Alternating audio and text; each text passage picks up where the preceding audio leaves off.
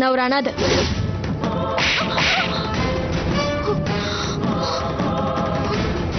என்னடி சொன்ன? அனாதையா நீ? உனக்கு அப்பா அம்மா தாத்தா பாட்டி தாய்க்கு சமமா சித்தி நான் இருக்கேன். இப்படி எல்லாம் சொந்தமா இருக்கும்போது நீ எப்படி அனாதையான? கடவுள் உனக்கு எல்லா சொந்தத்தையும் கொடுத்திருக்காரு. அதை காப்பாத்திக்க தெரிஞ்சுக்கோ.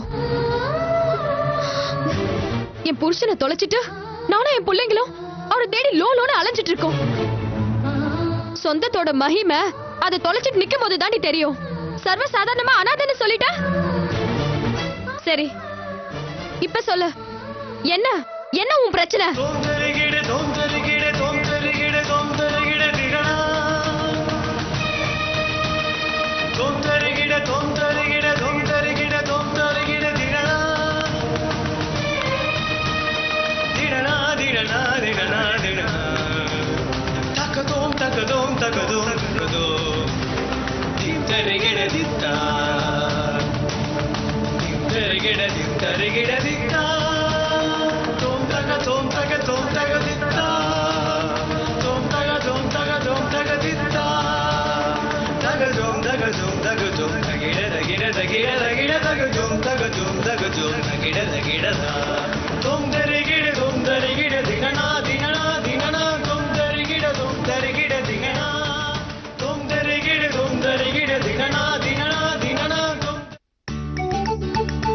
அப்படியா? சரி அப்படியே பண்ணிடலாம். நான் அப்புறம் கால் பண்றேன். பாய். அப்பா காஃபி எடுத்துக்கோங்க. தேங்க்யூ. நரேன் இந்தா.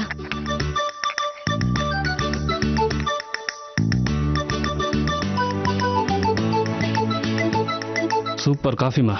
தேங்க்ஸ்.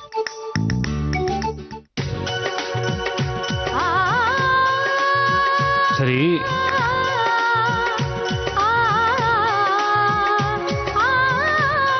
நரேன், யாரும் வந்திருக்கா பாரு. போய் கூட்டு போ. போடா. வா அகிலா, உள்ள வா.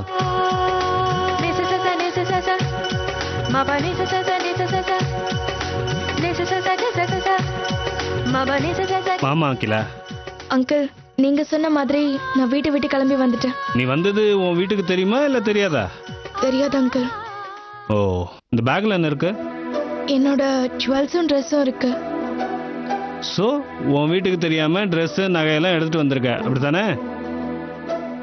ஆமா அங்கிள். அப்ப நான் உன்னை இந்த வீட்டுக்குள்ள சேர்க்க முடியாது.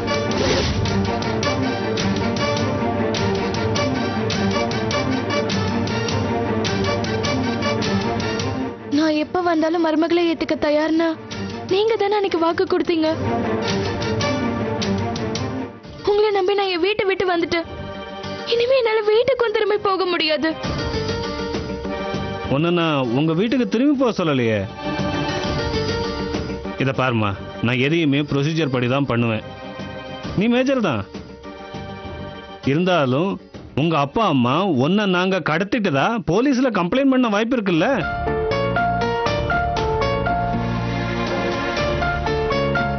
அப்படி ஒரு நிலைமை வந்தா நான் அதான் விரும்பி இந்த வீட்டுக்கு வந்தேன்னு நானே போலீஸ் ஸ்டேஷன்ல வந்து சொல்றேன். நீ சொல்றது சென்டிமெண்ட் பாயிண்ட்மா, நான் சொல்றது லா பாயிண்ட். போலீஸ்ல சென்டிமெண்ட்டை விட லா தான் ஜெயிக்கும். அதனால நீ ஒண்ணு பண்ணு, நரேன் கூட நம்ம வீட்டு பக்கத்துல இருக்கிற போலீஸ் ஸ்டேஷனுக்கு போய் நான் விரும்பி தான் எங்க வீட்டுக்கு வந்திருக்கேன்னு ஒரு இன்ஃபர்மேஷன் லெட்டர் எழுதி கொடுத்துட்டு வா. அதுக்கு பிறகு நீ எத்தனை நாளைக்கு வேணாலும் இங்க இருக்கலாம். அதுதான் உனக்கும் நல்லது, எங்களுக்கும் சேஃப்டிமா. என்னங்க நீங்க ரூல்ஸ் எல்லாம் பேசிக்கிட்டு? அவ வீட்டை விட்டு வந்துட்டா, இதுக்கப்புறம் என்ன பண்ணணுமோ அத பண்ணுங்க. எந்த உரிமையும் இல்லாம அவ இந்த வீட்ல எத்தனை நாளைக்கு தான் இருப்பா? கரெக்ட். உறவுன்னு வந்தா தானே உரிமை இருக்கும். போலீஸ் ஸ்டேஷன்ல போய் நீங்க லெட்டர் எழுதி கொடுத்துட்டு வந்ததுக்கு அப்புறம் ரெஜிஸ்டர் ஆபீஸ் போயிட்டு கல்யாணத்துக்கு ஒரு அப்ளிகேஷன் கொடுத்துருவோம். அவங்களும் நோட்டீஸ் போர்டில் இவன் பேரையும் அவ பேரையும் போட்டு யாராவது அப்ஜெக்ஷன் தெரிவிக்கிறாங்களான்னு பார்ப்பாங்க. அதுலேருந்து 30வது நாள் உங்க 2 பேருக்கும் கல்யாணத்தை பண்ணி வச்சிடலாம். நான் சொன்ன மாதிரி உங்க கல்யாணம் அதுக்கப்புறம் நடக்கும் ரெஜிஸ்டர் ஆபீஸ்ல. புரிஞ்சுதா? ரெஜிஸ்டர் ஆபீஸ்லயா? ஒரு பிள்ளைய வச்சிருக்கோம், அவனுக்கு மண்டபம் எடுத்து ஊரை கூட்டி கல்யாணம் பண்ண வேண்டாமா? மறுபடியும் ஊரை கூட்டணுங்கிறியா? சரி, ரெஜிஸ்டர் ஆபீஸ்ல கல்யாணத்தை பண்ணிடுவோம். ரிசப்ஷனை நீ ஆசைப்பட்ட மாதிரி பெருசா பண்ணிடலாம். ஓகே. அப்புறம் அகிலா, ரெஜிஸ்டர் ஆபீஸ்ல மாப்பிள்ளைக்கும் பொண்ணுக்கும் 2 பேர் சாட்சி கையெழுத்து போடணும். நரேனுக்கு நாங்க 2 பேர் இருக்கோம். உனக்கு யார் இருக்கா? நான் இருக்கேன் சார்.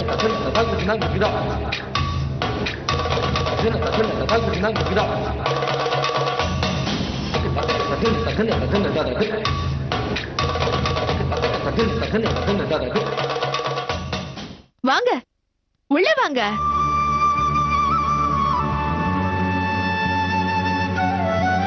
வணக்கம். அகிலா சார்பா கையெழுத்து போட நான் இருக்கேன். அகிலாவும் எனக்கு பொண்ணு மாதிரி. அகிலா வந்தது உனக்கு எப்படி தெரியும்? பாதி வழியிலேயே தடுத்து அவளை என்னால வீட்டுக்கு கூட்டிட்டு போயிருக்க முடியும். ஆனா நான் அப்படி செய்யல. ஏன்னா நீங்க எல்லாருக்கும் உண்மையா இருக்கணும்னு நினைக்கிறீங்க.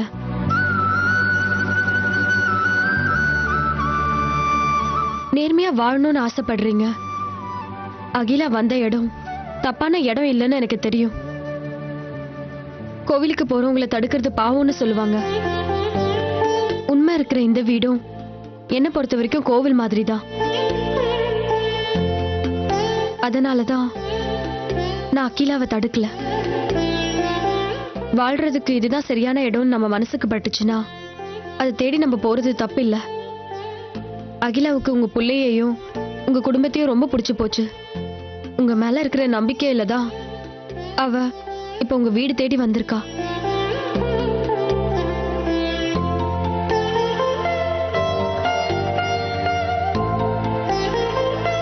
அன்னைக்கு நிச்சயதார்த்தத்துல நடந்த எல்லா சம்பவத்துக்கும் நான் தான் சார் காரணம். என் மேலதான் தப்பு. அகிலாவோட அம்மாக்கு இதுல எந்த பங்குமே இல்ல. இல்லம்மா, நீ அவங்கள விட்டு கொடுக்காம பேசுற. அகிலாவுக்கும் உன் குணம் இருந்ததுன்னா எங்களுக்கு ரொம்ப சந்தோஷம்தாம்மா. நானே கூட அன்னைக்கு கோவத்துல உன்னை தப்பா பேசிட்டேன். ஒரு வீட்டுல பிடிக்கிற தீ பக்கத்து வீட்டுக்கும் பரவற மாதிரி அவங்க மேல இருந்த கோவத்துல உன்னையும் சேர்த்து பேசிட்டேன். அவங்க அம்மா அன்னைக்கு உண்மையை சொல்லியிருந்தாங்கன்னா நிச்சயதார்த்தத்தை நான் கண்டிப்பா நிறுத்திருக்க மாட்டேன். எனக்கும் மனசாட்சி இருக்கு. அதனால்தான் அகிலாவை எங்க வீட்டு மருமகளா நான் ஏத்துக்கிட்டேன். நீங்க அகிலாவை ஏத்துக்கிட்டதுல எனக்கு ரொம்ப சந்தோஷம். ஆனா தாய் பக குட்டி உறவுன்னு இல்லாம நீங்க அவங்க குடும்பத்தை மொத்தமா ஏத்துக்கணும். அவங்கள ஏத்துக்க கூடாது, ஒதுக்கி வைக்கணும்னு எங்க மனசுல எதுவும் இல்லம்மா. இவங்க அம்மா அதுக்கப்புறம் இங்க வந்து கண்ணா பின்னான்னு கத்திட்டு போயிட்டாங்க. பொண்ணை பெத்தவங்க கொஞ்சம் பொறுமையா இருந்திருக்கணும்ல. இந்த மாதிரி விஷயத்துல அவசரப்படலாமா? அவங்க மேல எந்த தப்பும் இல்லைங்க. அகிலாவோட கல்யாணம் நின்னு போச்சுன்ற கவலை ஒரு பக்கம், அகிலாக்கு இந்த மாதிரி இன்னொரு சம்பந்தம் கிடைக்குமான்ற பயம் ஒரு பக்கம். அதெல்லாம் சேர்த்துதான் அவங்களை இப்படி பேச வச்சிருச்சு. அகிலாவை உங்க வீட்டு மருமகளா ஏத்துக்கிட்டீங்கன்னா அவங்களுக்கு ரொம்ப சந்தோஷமா இருக்கும். அகிலாவோட கல்யாணத்துக்கு அவங்களெல்லாம் வர வச்சு அகிலா கையால அவங்களுக்கு பாத பூஜை செய்ய வச்சீங்கன்னா அவங்க உங்களுக்கு கோவில் கட்டியே கும்பிடுவாங்க. அந்த சந்தோஷத்தை நீங்க அவங்களுக்கு கொடுக்கலாம்ல. இப்ப நீங்க இந்த கல்யாணத்தை நடத்தி வச்சீங்கன்னா வீட்டை விட்டு ஓடி வந்தவள அவங்க மருமகன்னு 4 பேர் பேசுவாங்க சார். அப்படி இல்லாம நீங்க கொஞ்சம் மனசு வச்சு இறங்கி வந்து அகிலாவோட அம்மா அப்பா கிட்ட வந்து பேசுனீங்கன்னா அதுக்கப்புறம் இந்த கல்யாணம் நடந்துச்சுன்னா மாப்பிள்ளை வீட்டுக்காரங்க எவ்வளவு பெருந்தன்மையா நடந்துக்கிட்டாங்கன்னு ஊரே உங்களை பாராட்டும் சார்.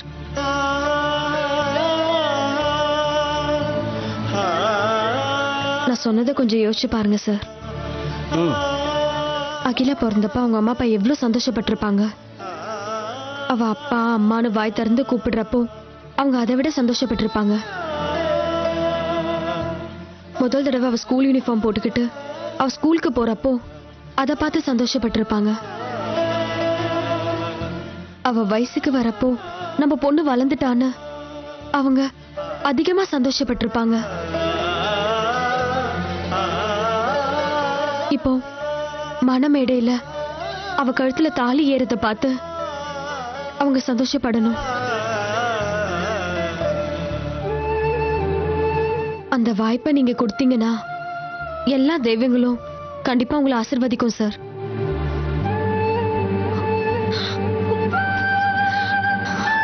ரொம்ப தேங்க்ஸ் சித்தி.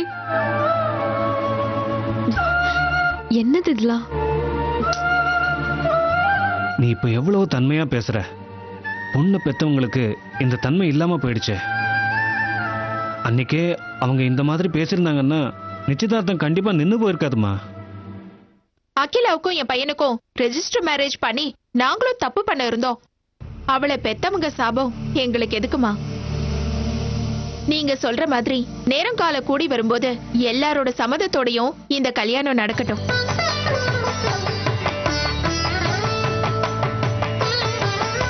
ரொம்ப சந்தோஷமா. இந்த கல்யாணத்தை நடத்த வேண்டியது என்னோட பொறுப்பு.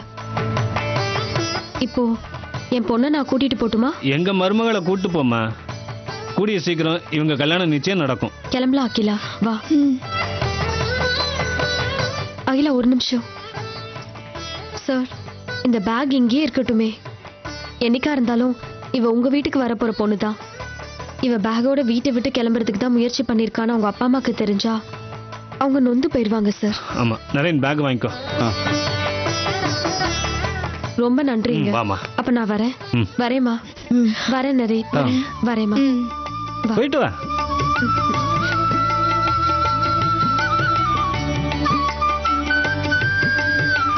வரேங்க. சரி. ம்.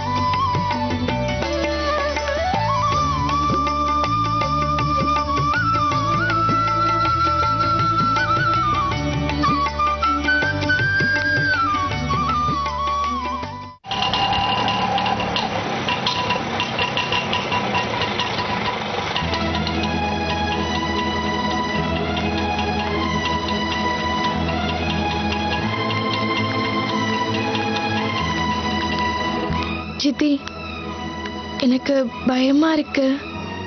எதுக்கு பயமா இருக்கு? வீட்டை விட்டு போறதுக்கு முன்னாடி நீ பயந்துருக்கணும். நியாயப்படி நீ அங்க போனதுக்கு தான் பயந்துருக்கணும். இது உன் வீடு. இங்க பயப்படுறதுக்கு என்ன இருக்கு? ம், வா.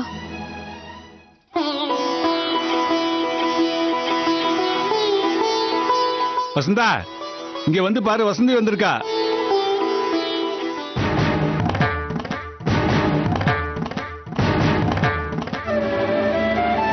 வாமா வசந்தி, எப்படி இருக்க? நல்லா இருக்கியா? பாலுவை பத்தி ஏதாவது தகவல் கிடைச்சதாம்மா? தெரியல மாமா. என்ன ரெண்டு பேரும் ஒண்ணா வந்து நிக்கிறீங்க? அது வந்து நான் ஃப்ரெண்ட பார்க்க போயிருந்தேம்மா. அப்போ ஒண்ணும் இல்லக்கா. நான் அவர் ஆபீஸ்க்கு போய் அவரை பத்தி ஏதாவது தகவல் தெரிஞ்சுதான்னு கேட்க போயிருந்தேன். அவரை பத்தி எந்தவித தகவலும் தெரியலன்னு சொன்னாங்க. அந்த விஷயத்த மாமா கிட்டயும் அத்தை கிட்டயும் சொல்லிட்டு போலான்னு வந்தேனா வர வழியில இவளை பார்த்தேன். அப்படியே நாங்க பேசிட்டே வந்துட்டோம்.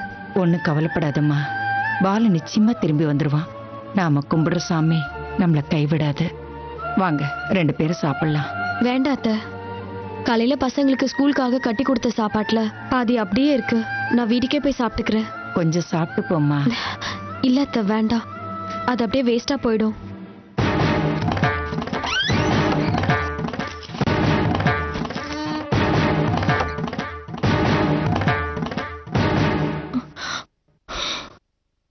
அப்ப நான் கிளம்புறேன் மாமா. வாம்மா. வரேன் அத்தை. கொஞ்சம் காஃபியா சாப்பிட்டு போலாமா?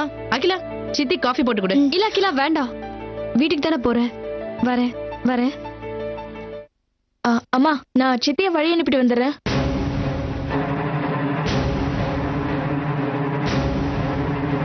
என்ன திடீர்னு இவளோட ஓவரா அழையறா?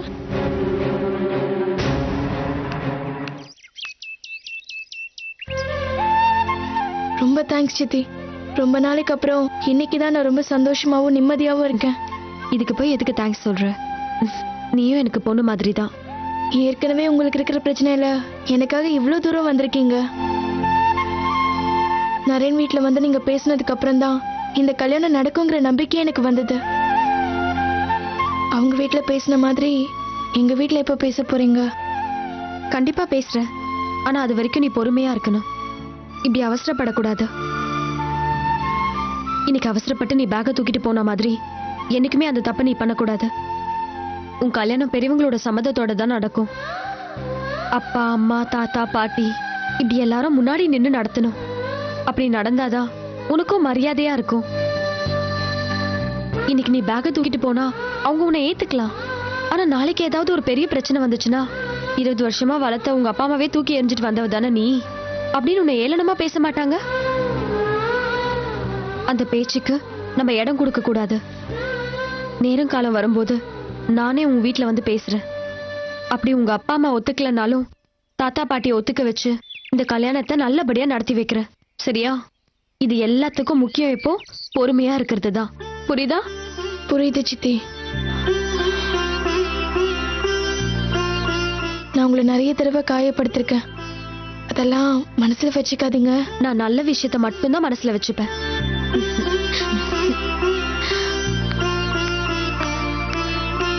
வரேன்.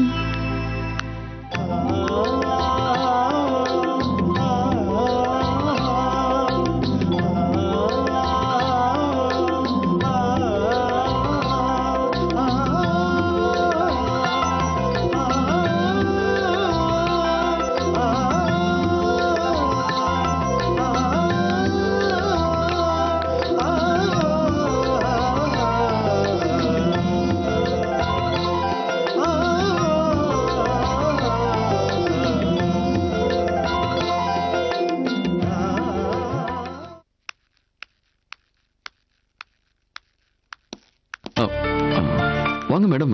என்ன திடீர்னு வந்திருக்கீங்க? உங்ககிட்ட கொஞ்சம் பேசணும் பிரேம். வாங்க ம். உட்காருங்க. என்ன மேடம், பாலு சாரை பத்தி ஏதாவது இன்ஃபர்மேஷன் கிடைச்சதா? அவர் எங்கேயோ ஒரு இடத்துல பாதுகாப்பா இருக்கிறாரு பிரேம். அவர் நல்லா இருக்கிறாரு. அவர் உயிருக்கு எந்த ஆபத்துமே இல்ல. அந்த நம்பிக்கை எனக்கு இப்ப வந்துருச்சு. அது எப்படி மேடம் இவ்வளவு கான்ஃபிடென்ட்டா சொல்றீங்க? இன்னைக்கு நவ்யாக்கு பிறந்த நாள். தெரியும் மேடம். போன வருஷம் இதே நாள்ல சார் எனக்கும் நம்ம ஆபீஸ் ஸ்டாஃப் எல்லாருக்குமே பார்ட்டி கொடுத்தாரு. நவ்யாக்கு அவர் ஒரு பார்சல் அனுப்பிச்சிருக்காரு. அதுல ஒரு ஐபாடும் ஒரு கிரீட்டிங் கார்டும் இருந்துச்சு. போன வருஷம் பிறந்த நாள் அன்னைக்கு நவ்யா அவர்கிட்ட ஒரு ஐபாட் கேட்டிருந்தா. அடுத்த பர்த்டேக்கு வாங்கி தரேன்னு அவர் ஒரு வாக்கு கொடுத்திருந்தாரு. அதே மாதிரி இந்த பர்த்டேக்கு அவர் ஒரு ஐபாட் வாங்கி பார்சல் அனுப்பிச்சிருக்காரு. குழந்தைங்க எல்லாரும் சந்தோஷப்பட்டாங்களா மேடம்? ஆமா பிரேம். அதுவும் நவ்யாக்கு ரொம்ப சந்தோஷமாயிடுச்சு. அவங்க அப்பா எங்க இருக்காருன்னு தெரியாம ஆனா எங்கேயும் இருக்காருன்ற ஒரு நம்பிக்கை என் பிள்ளைங்க மனசுல ஏற்பட்டுடுச்சு. குழந்தைங்க அதே நம்பிக்கையோட இருக்கட்டும் மேடம். ஆனா பிரேம், எனக்கு ஒரு விஷயம் தான் புரியவே இல்ல. நவ்யாக்கு பார்சல் வாங்கி பர்த்டே கிஃப்ட் அனுப்புற அளவுக்கு அவருக்கு நேரம் இருந்திருக்கு. என்கிட்ட ஒரு வார்த்தை பேசுறதுக்கு அவருக்கு நேரம் இல்லையா? அதான் எனக்கு குழப்பமா இருக்கு. பிரேம், இந்த கொரியர் பார்சல்ல ஃப்ரம் அட்ரஸ் எதுவுமே இல்ல. அப்போ ஒருவேளை அனுப்புனவங்க யாரும் தெரியாம இருக்கிறதுக்காக ஒரு சஸ்பென்ஸ்க்காக ஃப்ரம் அட்ரஸ் எழுதாம அனுப்பியிருக்கலாம். ஆனா ஃப்ரம் அட்ரஸ் வாங்காம கொரியர் ஆபீஸ்ல எதுவும் அக்செப்ட் பண்ண மாட்டாங்கல்ல. அப்ப கொரியர் ஆபீஸ்ல கண்டிப்பா இதோட அட்ரஸ் அங்க கிடைக்கும். நீங்க என் கூட வந்தீங்கன்னா இது எங்க இருந்து வந்துச்சு, யார் அனுப்புனாங்கன்னா தெரிஞ்சுக்கலாம். அப்ப என் புருஷன் எங்க இருக்காருன்னு ஈஸியா கண்டுபிடிச்சிடலாம். பிரேம், ஏன் தயங்குறீங்க பிரேம்? என் புருஷன் எங்க இருக்காருன்னு கண்டுபிடிக்க தன்னால ஒரு சந்தர்ப்பம் அமைஞ்சிருக்கு. ப்ளீஸ் பிரேம், என் கூட வாங்க பிரேம். அப்பா எங்க இருக்காருன்னு தெரிஞ்சுக்க என் பிள்ளைங்களாம் ஆர்வமா இருக்காங்க பிரேம். மேடம், கொரியர் ஆபீஸ் போனாலும் பாலு சார் எங்க இருக்காருன்னு கண்டுபிடிக்க முடியாது. அந்த பார்சலை பாலு சார் பேர்ல உங்க வீட்டுக்கு அனுப்புனதே நான் தான்.